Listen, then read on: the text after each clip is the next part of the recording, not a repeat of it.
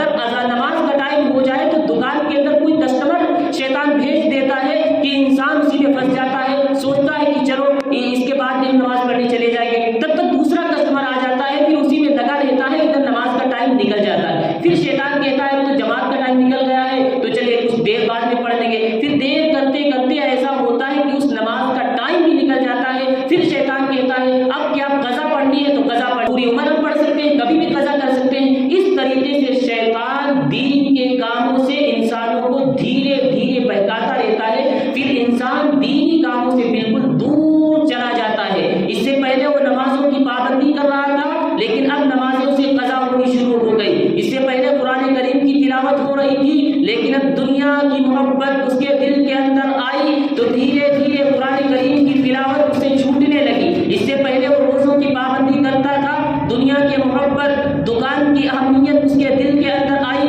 دھیرے دھیرے وہ رمضان کے جو مقدس مہینے کے روزے انسان پر فرض ہوتے ہیں وہ روزے بھی ترک کرنا شروع کر دیتا ہے، چونکہ شیطان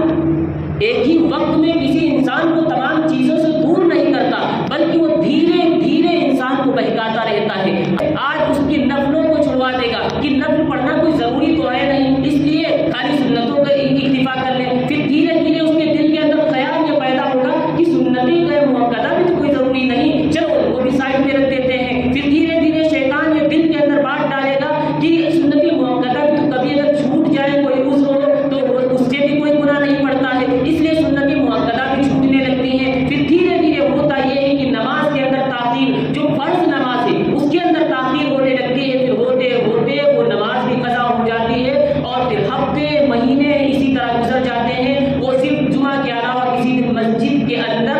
آتا ہی نہیں ہے، اللہ اس کے توفیق بھی چھین دیتا ہے کہ وہ نماز بھی